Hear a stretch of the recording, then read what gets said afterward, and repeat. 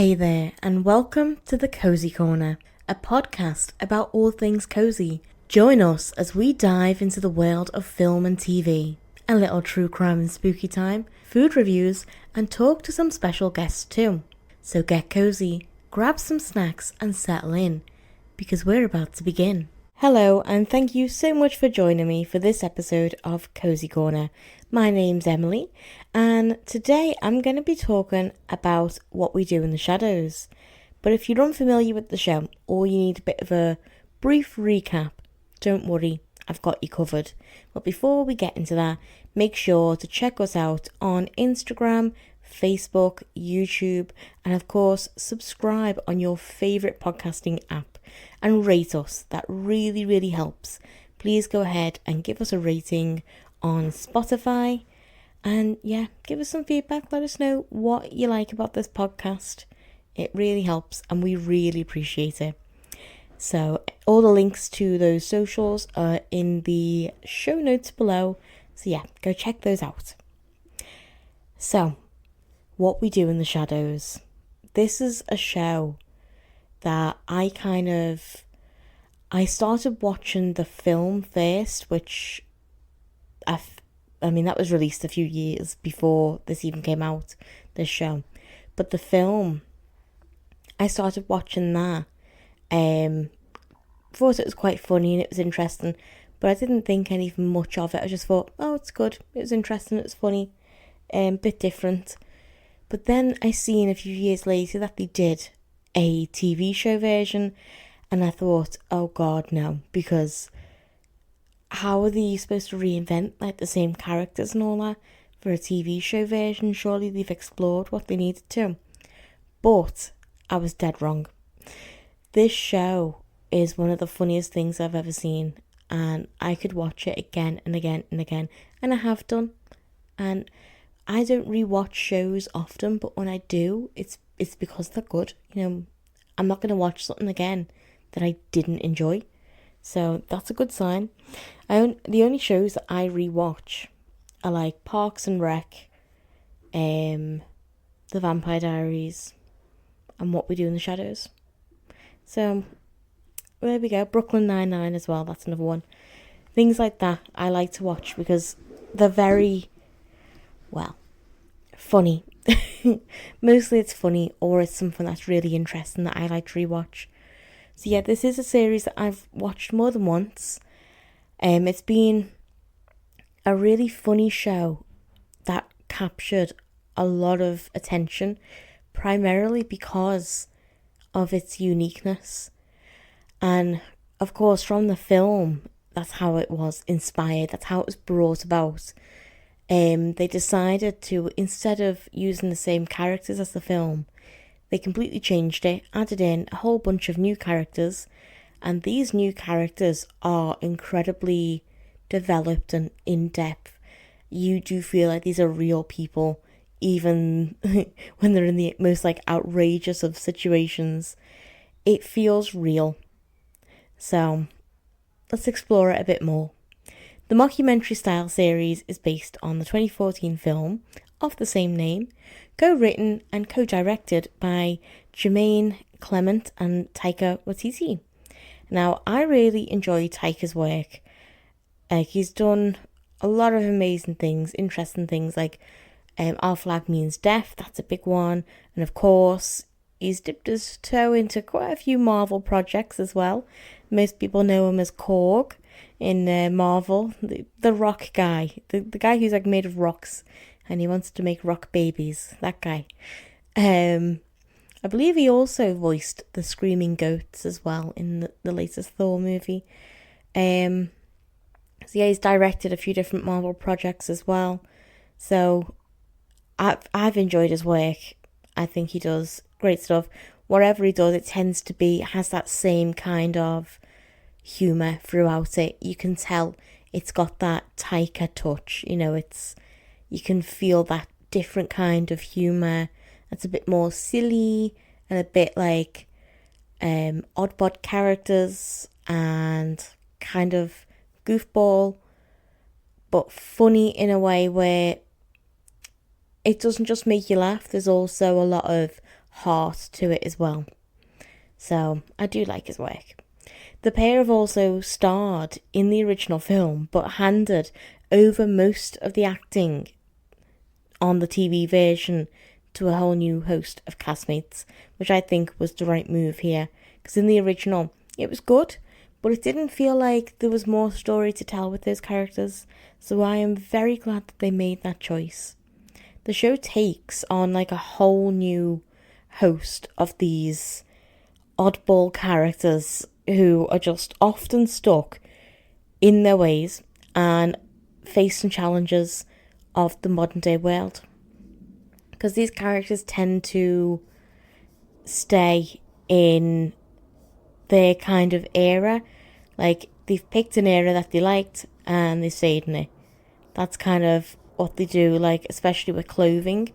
So, trying to get them to interact with the real world and all that, it's funny to see, and it's an interesting concept. I liked it, even though they've not been like frozen for like 100 years like Captain America and Marvel, or they've not been like they've come back to life or something and missed a load of things. They've been here all this time. They just decided to not integrate with society. The genre-bending comedy sci-fi horror makes the most of these talented comedians that they've got on screen, as they struggle to not only transform Staten Island into a vampire colony, but to also live together as roommates along with their familiar. So it's an interesting concept of a show. It's not just your bog standard vampire show. Like, I mean, it's not only that because it's funny as well. It's got a lot of humour to it, but also it has like real world situations, which I think is brilliant. I just absolutely love it. We get to see a lot of their antics, troublemaking, supernatural mischief, and all that throughout the series while taking multiple unpredicted turns. There's been so many times where I've been watching the episode, and by the time you get to the end of it, you think, no way, I saw that coming. Like, there's just, some of it gets really messed up, like deranged. And you just think, how did that happen? How did they even get there? What did the writer's room have to go through to make that happen? So vampire TV shows and movies have often got ruined or dismissed or have a bad rep due to the recent depictions like Twilight. So being able to successfully make a vampire show that rivals other shows like The Vampire Diaries and yet be something completely different, that is a massive accomplishment in itself. And this 5-season, soon to be 6-season show continuously pumps out ridiculously funny content, episode after episode after episode. I was first introduced to the 2014 film by a friend of mine who recommended it, and since watching it I've just been captivated by the comedic world of supernatural antics, and wanted more from it, because it's one of those where it can be casual viewing if you want it to be, but for the bigger fans, if you take it seriously and you rewatch it, even within each episode, if you've rewatched it more than once, like, you see that there's other things that you can pick up on. There's other little Easter eggs or just little pieces of information that connect a bit more, if you get what I mean. I was over the moon when the new TV show version came out in 2019, mainly because it offered that deeper look into the mysterious world with more authentic and unique and just completely bonkers characters. Because although that film was good, you could see that there was more potential, but I don't think with those characters. So they made the right move. So, who are the main cast and where do we know them from?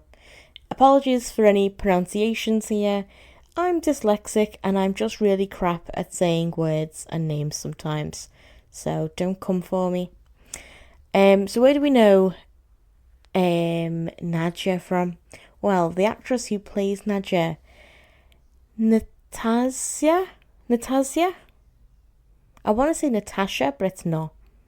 Natasha Demontero.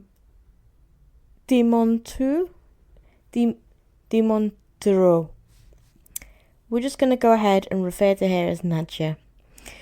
Yeah, so she plays the seductive and unforgettable Nadja, the vampiric lady of the house with a bold confidence and just one hell of an attitude. She is an English Cypriot actress who has previously starred in Staff Let's Flats and Netflix's Eurovision Song Contest, the story of Fire Saga. So that is quite an interesting tidbit, really, because to be fair, I only know this actress from this role. I feel like I know her face, but I've only ever seen her in What We Do in the Shadows, and I think she is just phenomenal. She's so funny, and a lot of the stuff that they do is improvised, and you can tell. But her stuff, she's just so funny. She's just got that banter, and I love that. So, Kevin Novak plays Nandor the Relentless, or for those who know the show, Nandor de Laurentiis. A vampire who was originally a soldier in the Ottoman Empire. You may have previously seen Kevin in the likes of Paddington, Early Man, Cruella, and Inside Number 9. Now, probably one of the most well-known faces in the show is Matt Berry, and he plays Laszlo Krasensworth, Nadja's vampiric lover, who thinks himself to be quite the ladies' man, shall we say. He has an unusual and unique quirk of pronouncing words and phrases in his own way, such as New York City. I mean, there's some words now that I just can't go back to saying in a normal manner after watching this. There's just certain words, isn't there? You're like, there's no way I can say New York City. No, it's New York City. Or Tucson, Arizona. Like, he just has this little quirk. And I don't know why he does it, but I love it. I love it. So Matt has previously starred in a bunch of things, including Toast of London, Rabbit of the Year, and The IT Crowd. But he's also been in a lot of things as like a cameo, like in, I think, the animated series Disenchantment. I believe it's called that. And many other things as well. So he's quite the recognisable actor. Or as he would say, actor. I feel like that's how he'd say that. Then we've got Mark Prokesh.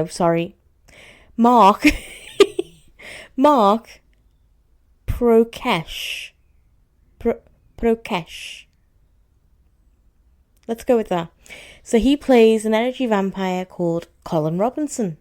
And everyone calls him Colin Robinson, not Colin. He is Colin Robinson. They say his full name every single time. Colin Robinson. And he is a type of vampire who drains energy rather than blood, making him an extremely boring person to be around, and is generally avoided by his fellow housemates.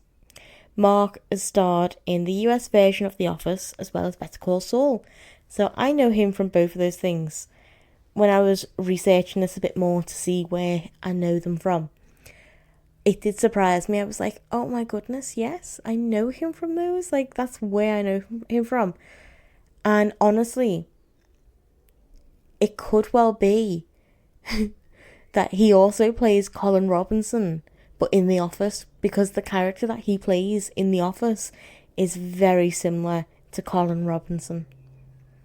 I think it's the same character, same universe, and it's a crossover. It's a crossover. He just plays a similar boring character with just drone on and on and on. We all know someone like that, don't we? Who could be an energy vampire. someone who just drains your energy by talking to you in an annoying, drony tone, kind of like what I'm doing right now. I wonder, in the world of what we do in the shadows, if Colin Robinson did start a podcast, would that be a new way to drain people?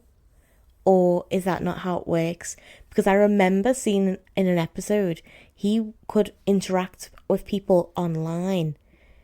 Like, he could troll people online in hate comments. And that allowed him to drain people through the internet. So is a podcast a good way to get a good feed for him? Like, would that drain people? If people listen to it and it put them to sleep, would that feed him? These are the questions that people need answering. Anyway, so let's move on to who plays Guillermo. Harvey Julian, not sure on how you pronounce that, but he plays the vampire's familiar. He's more Nando's familiar, but after Nadja and Laszlo's familiar gets killed, they kind of all adopt Guillermo as their own familiar. A bit like a pet in a way, but a pet that like looks after them and babysits them. So Guillermo de la Cruz, he is a kind and friendly human who hopes of being turned into a vampire one day. And Harvey has previously starred in The Good Place and The Magicians.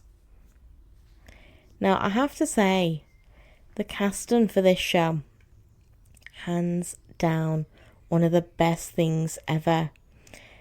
Like, they've really just got it so spot on, to the point where you're like, how?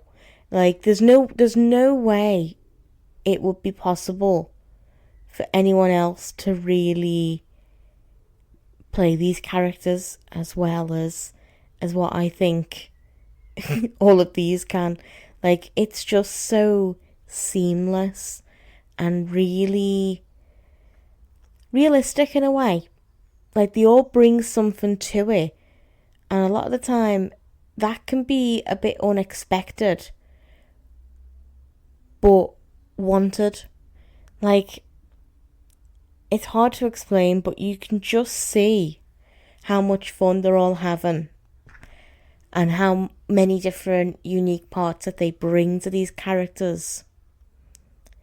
And I don't think that could be replicated by anyone else, especially because a lot of these actors have backgrounds in comedy and stand-up, and you can see how that translates really well to a project like this. I just can't picture anyone else but Matt Berry playing Laszlo, and think every single cast member has just brought like their own level of comedy to the role. The best yet the most boring character has got to be Colin Robinson, with the actor capturing the essence of an energy vampire perfectly. And like I said before, we all do know someone just like Colin who manages to like drain the life out of you just by talking about mundane, everyday things in a droning, monotone voice. But I will say, if you don't know someone like that, it might be you. I'm sorry, it might be. You might have to reevaluate your life. I applaud how this show can take the supernatural and horror genre and make it seamlessly merge with comedy to create such a vibrant and interesting concept, even when dealing with heavy subjects like murder. It still brings that upbeat approach. It doesn't bog the audience down too much. Like Laszlo says, don't get too bogged down in the details. It keeps things light, maybe even sometimes a little bit too light. But hey, we're here for it, we love it. That's why we watch. We want murder, but we also want to feel uplifted and laugh a little bit too. And weirded out by some of the stuff that happens. And that's exactly what the show's all about. I don't quite like the way the gang treat Guillermo, but the show relies heavily on that sometimes for the comedic relief, and it does work well for that purpose, but I feel like it's done a bit too much. He's the brunt of the joke too much, if that makes sense. Like, if I could change anything, it would be that season 1 and 2 they treat him that way, and then eventually they learn not to. They learn that they can't treat people that way, but unfortunately they do treat him like absolute crap. Up until probably like the 5th season, it gets a bit easier for him then.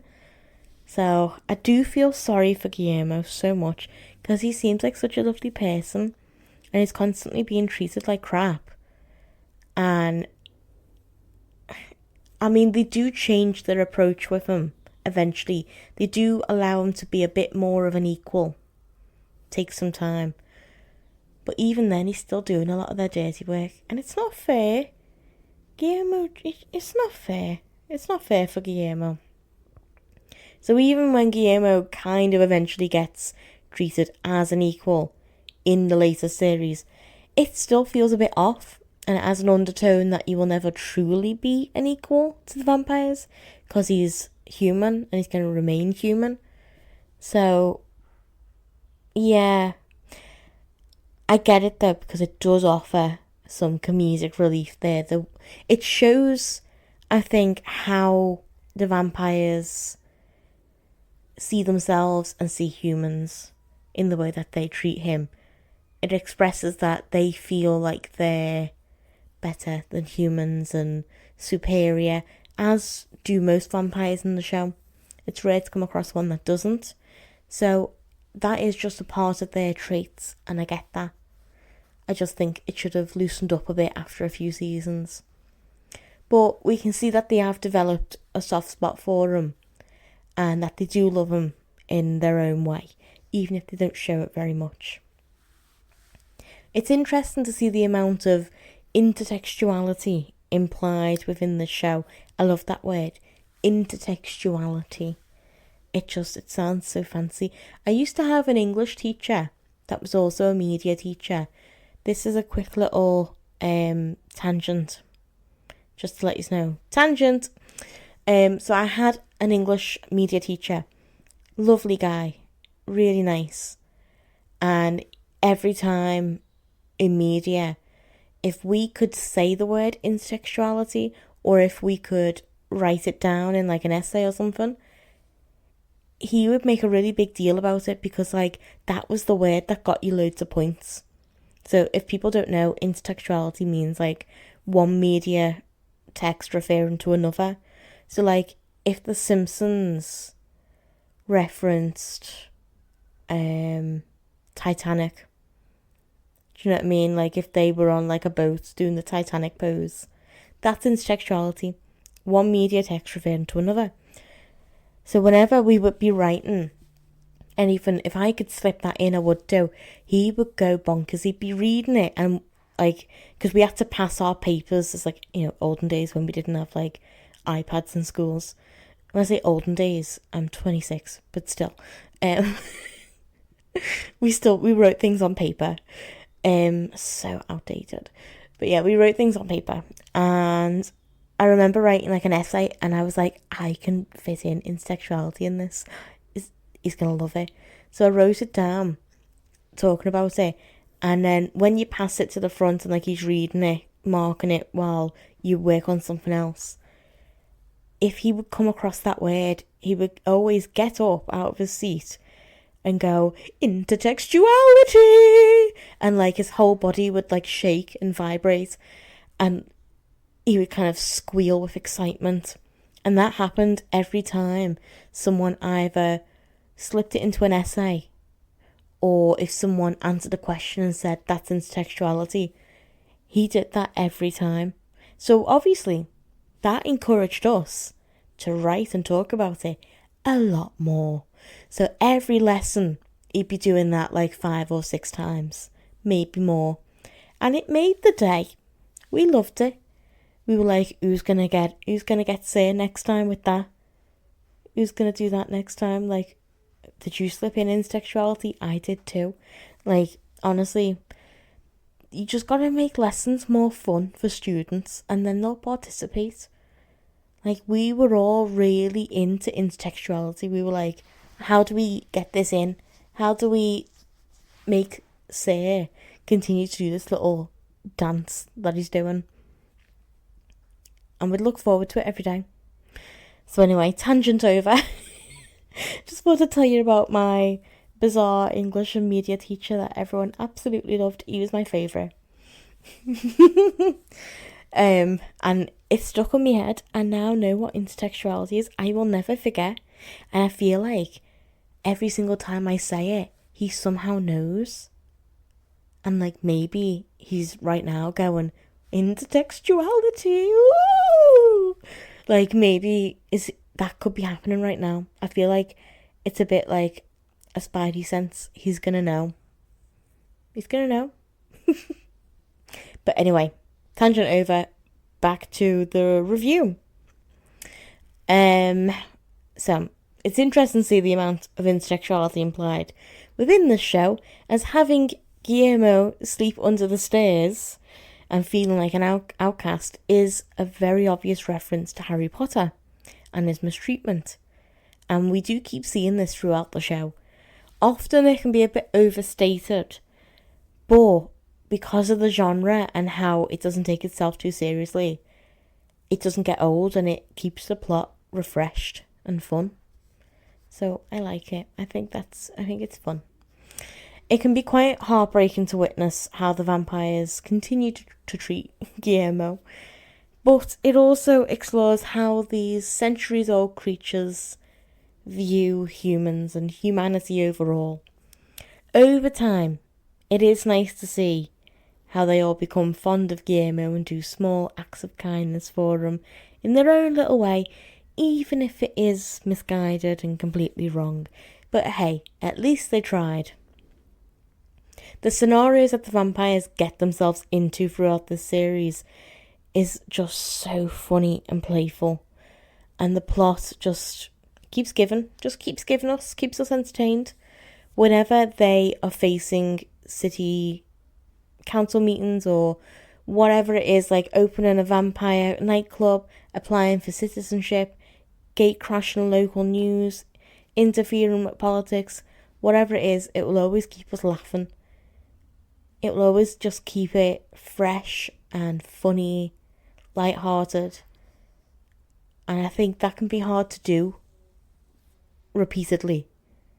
But somehow they just keep finding ways to keep it fresh. I find it so entertaining to just watch these characters interact with the human world in the modern day. Like going to the supermarket, the night market, or just going out with friends for some drinks, and how these simple and normal activities can end in such chaos. We also get to explore many of the different types of vampires and their powers within the many seasons of the show, allowing us to learn more and more about the world building. And of course, like, that allows you to get a bit more entranced with it all and really appreciate all the different parts and like be submersed in it all, if that makes sense. Of course, with this show, you also learn not to take everything too seriously, as it is heavily draped with satire. It's literally everywhere. There's plenty of folklore and supernatural tales woven throughout the series, adding to the mystery and intrigue that surrounds the characters. I love how they bring witches into the storyline in a few different ways, as well as touching on a feud with the local werewolves. The show also hints at many other mystical creatures and dips its toes into other myths, such as genies, sirens, hellhounds, gargoyles, trolls, wraiths, necromancers. One is played by Benedict Wong from Doctor Strange, and so much more. So much. I love how the show often has random pop-up celebrity cameos throughout the season, including Tilda Swinton, Tilda Swinton, Wesley Snipes, Craig Robinson, Nick Kroll, Sophia Coppola, Mark Hamill, and of course Taika Waititi himself, and just so many more. I could be here all evening if I start listing them all. So I just gave the highlights. One of my favourite elements of the show is how it ties in with history and creates these fictitious narratives that fit in with historical events that actually happened. I also liked hearing about Nandor's past and his country known as Commodore, I think it's called. El Commodore, which for the show was dissolved in 1401 and would now be known as Southern Iran. It really wields history and fiction into this captivating component for the overall storyline. I think it's a funny move to have all these characters and vampires be stuck in the past with their costumes and how they speak.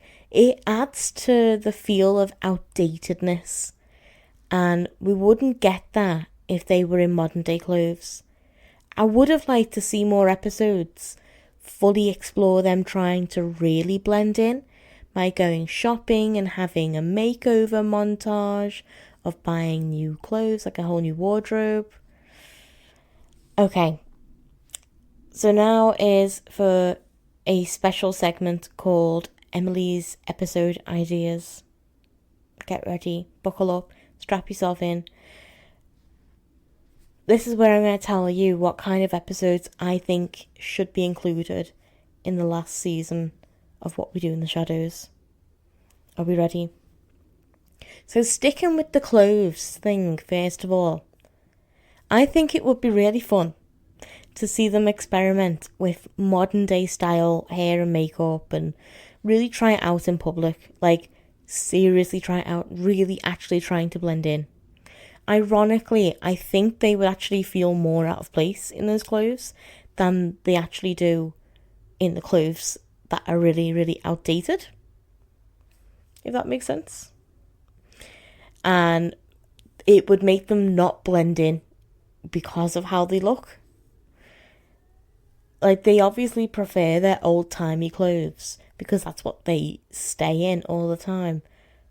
But I think this would just be really fun to explore.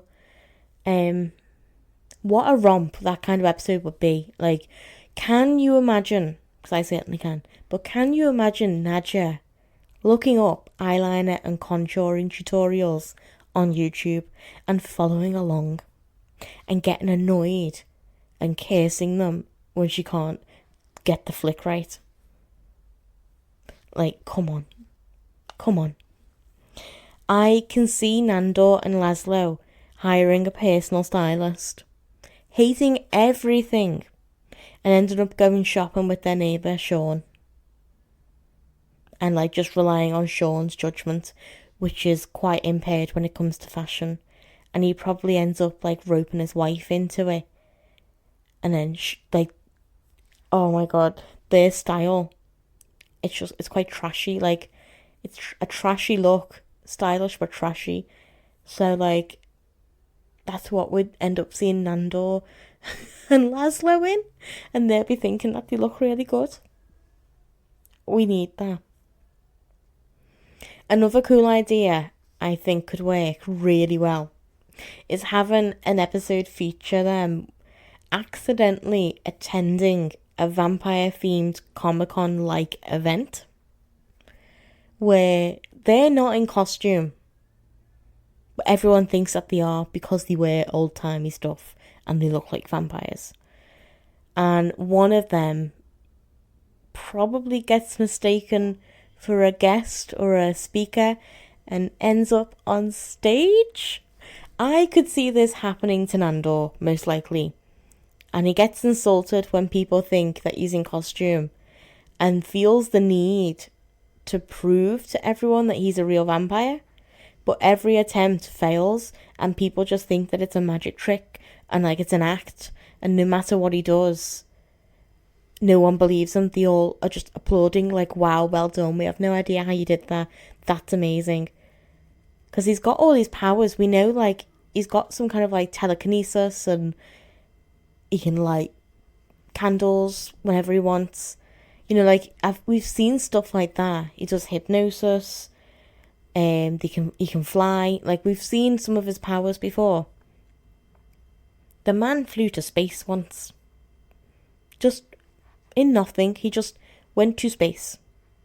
Just flew, went to space. So, you know, I could see him really trying to prove, no, I'm actually a vampire. You know, like, I'm really a vampire. And really trying to prove it. And it just failing. And him getting angrier and angrier and angrier. We need that. We need that. We need this to, like, actually be an episode. Please. I am appealing to the writers. Please, please, please. Also, we could do with more mundane human activities for them to do, like shopping, paying bills, taxes, going through a car wash. It could be like an episode that is dedicated to solely doing things they've never done before, or things that Guillermo would usually do for them, but maybe he's gone away or something, or he's on strike or wherever, and like they have to do it. Or maybe Nandor encourages it as a way to make the others respect Guillermo and what he does for them every single day. So kind of like a day of, day in the life of Guillermo. That sort of thing. Where they kind of shadow him, react to things. Like, I would pay to watch that. Oh my god. They should do a Halloween episode. I've just thought of this on the fly. They should do a Halloween episode where the kids knock on the house. And they actually think that it's a real haunted house. And then they do actually, like, show people that they're vampires because they know no one's going to believe them. Okay, I'll stop now. I'm giving these ideas away for free and I need to stop. But anyway, back to the main review. Over time, each of the main vampires has evolved with the show to become who we know and love.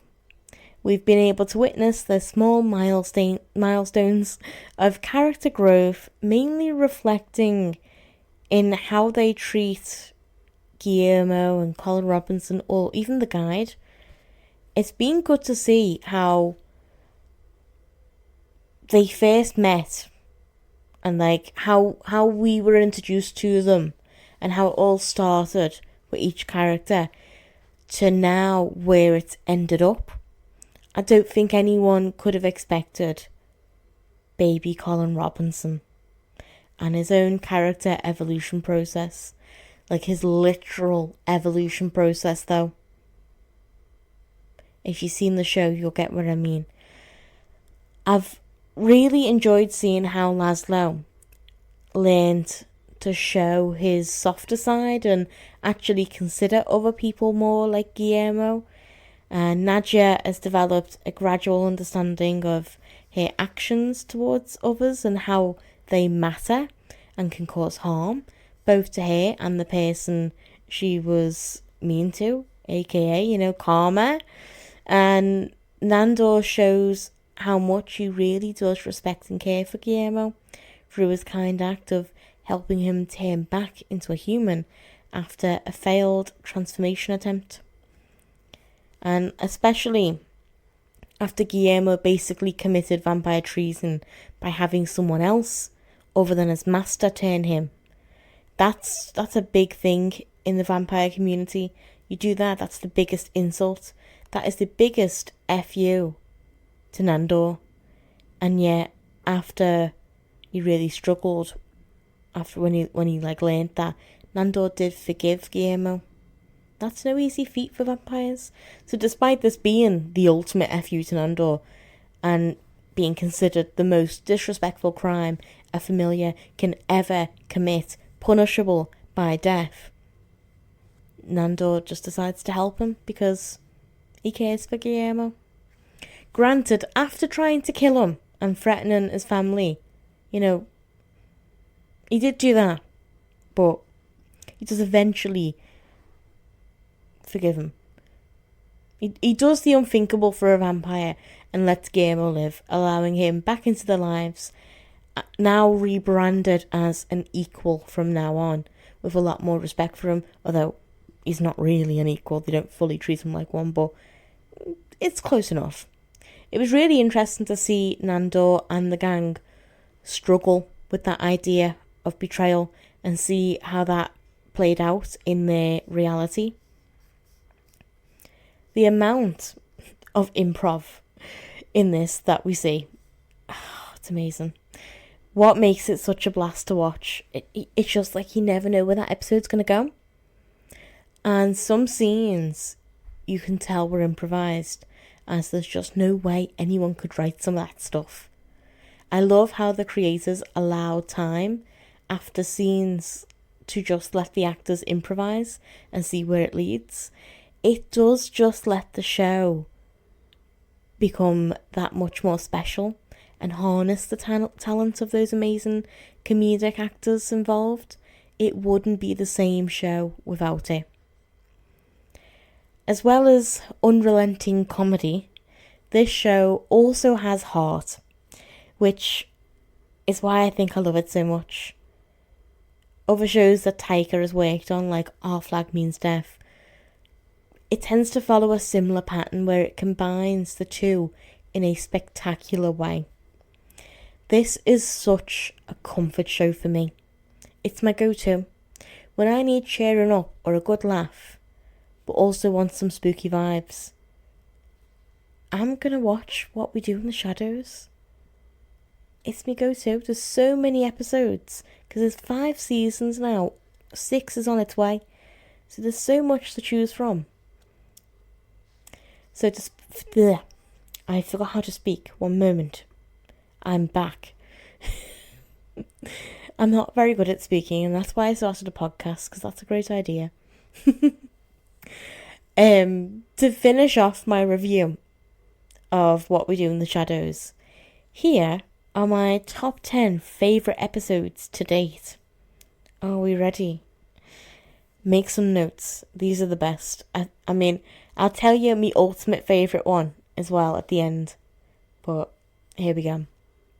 So, in order of each, the seasons and how it chronologically, that's the word I'm looking for. In chronological order. Season 1, Episode 2, City Council. So this is where the gang goes to the City Council to dispute some things. I can't even remember what, but I loved it. It was so mundane. It was like where Colin Robinson really shone.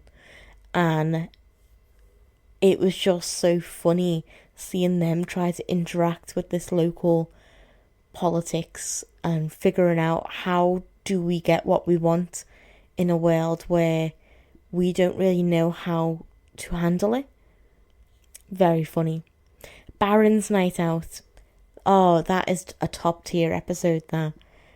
That was amazing because it not only introduced us to who the Baron was and gave us more background information on that, but it also showed us how the gang now and again can cut loose and go out and have fun. So that was a good one. I really enjoyed that. That was Season 1, Episode 6. Season 2, Episode 5, Colin's Promotion. Another one where, Colin really shines. Sorry, Colin Robinson really, really shines. And it shows how he feeds a bit more, tells us a bit more about energy vampires. Introduces us as well to Evie, I believe, in that episode. And it was just overall a really funny episode, as well as laying a bit more of a foundation for what energy vampires are. Season 2, Episode 6, On the Run. I believe this is the one where we get to meet Jackie Daytona, which is Laszlo's alter ego for when he goes on the run. This was such a unique episode, and it had a lot of heart to it as well. So Laszlo goes on the run because a vampire is after him for not paying his debt, and he has to come up with a new identity, and he goes to Tucson, Arizona. Not Arizona, but Arizona. And blends in with a whole new identity as a bartender. He thinks that if he puts on blue jeans and has a toothpick in his mouth, he's disguised, indistinguishable from the average American. And the vampire who's looking for him also agrees, because he could not tell that he was talking to Laszlo when he was in his disguise. So I thought, really funny, and it shows just how far Laszlo can go when he needs to go undercover, because he fully got invested. He was invested in the local volleyball team there. He was trying to help them go to state. He was helping them raise money, and he was the bartender. Everyone loved him, life of the party. And it was like he'd lived there for years upon years, but he hadn't. He just implemented himself into these people's lives and blended in. Such a funny episode. Then we've got season 3, episode 4, The Casino.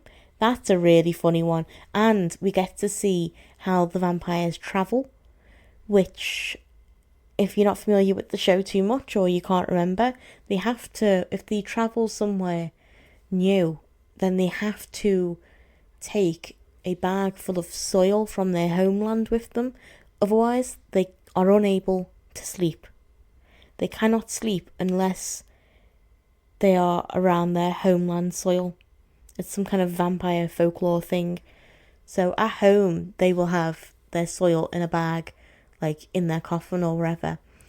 But they have to take a portable version with them when they go travelling. And I just thought that was so funny.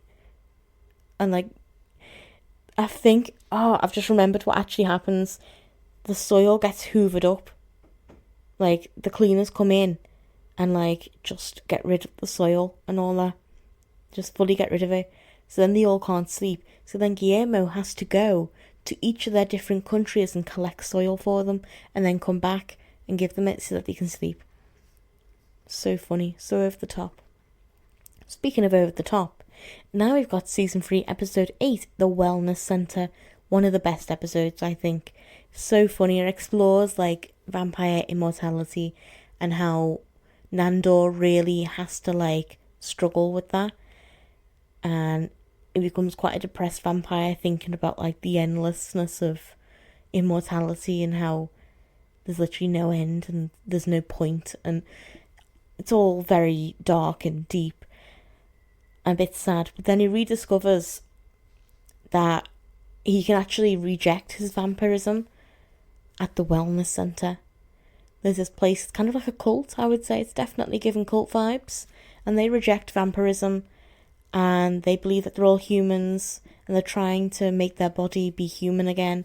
And yeah, he kind of joins them for a bit, and it gets a bit crazy, and it's overall an absolute romp of an episode. Season 4, episode 4. This is actually currently my favourite ever episode, The Night Market. I think this is a brilliant episode. From start to finish, it's just so interesting, because you learn more about the myth and all that around stuff. And I love seeing Nadja haggle at the market and go from place to place. The market doesn't deal with currency, it only deals with trading and haggling. So she wants to get this potion for the wraiths at the nightclub. So her goal is to get this potion. And it's some kind of nectar from a flower, I think, in Egypt, something like that.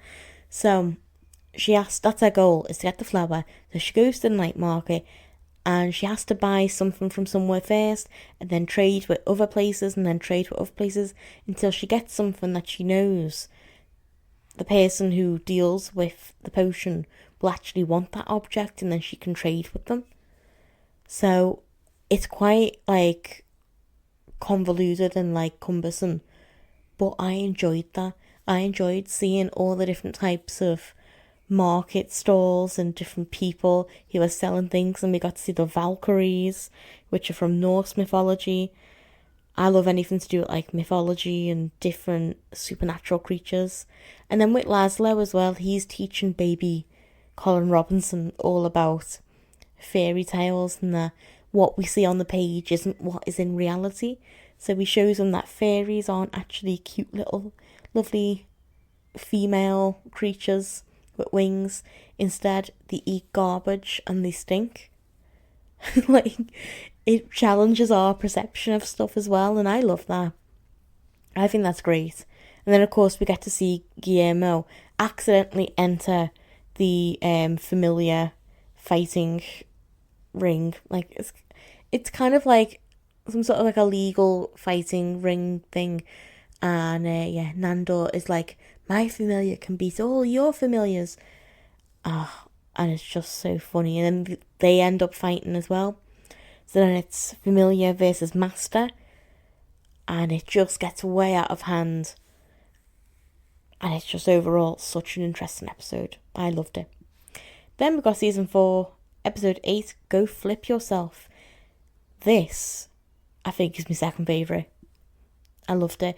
They did it in the style of, I mean, we're used to seeing it as mockumentary, but then they did this in the style of as if it was like a home renovation show, because the show is coming to the house to renovate their house as a surprise, bit like 60-minute makeover, something like that.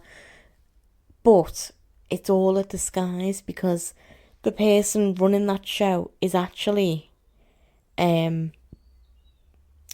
the Devious, who wants to get Laszlo's witch hat.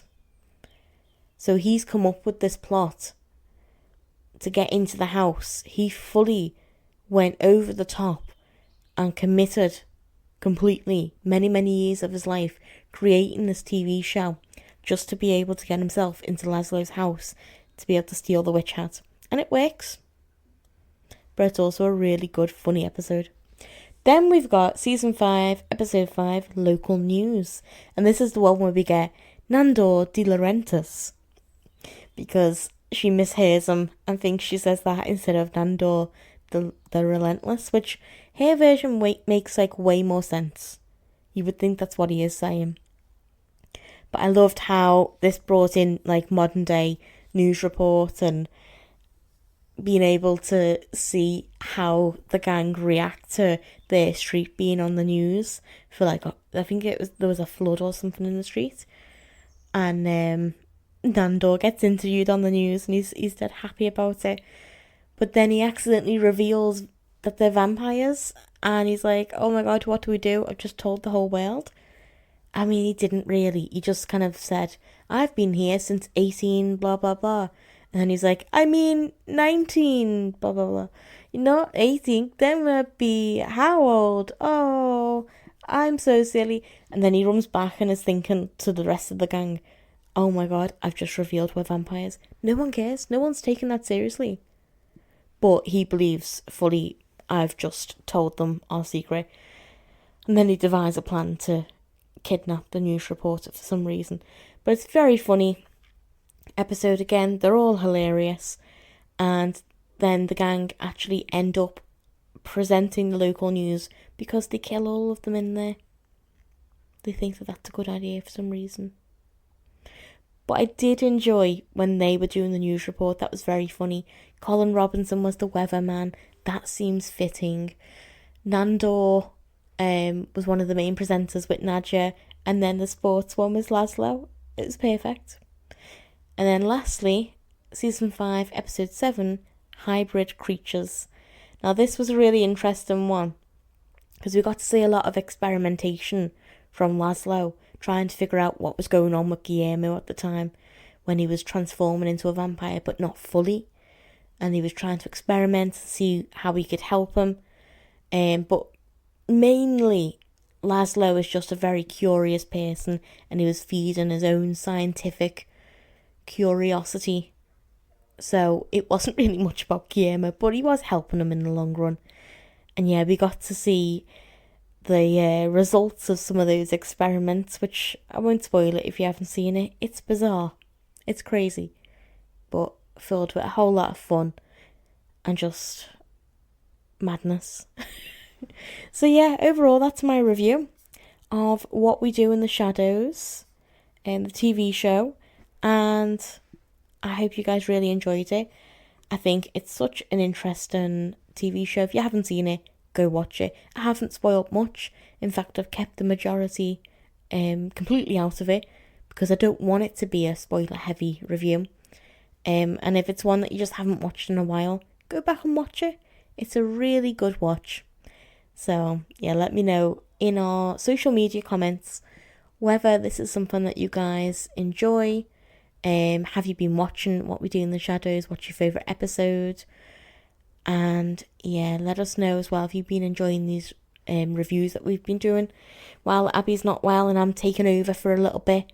She's hopefully returning soon. She's been doing a lot better, and we're going to be going to Liverpool Comic Con very soon. We're not too sure exactly what we're going to be going as. It might either be something from Marvel or potentially, for me, something from Avatar The Last Airbender. Depends on whether the costume arrives on time. We'll see. So make sure to check out our socials. I'm at Emilie Shoots, Emilie Shoots. And check out Abby's as well at AbbyEats_.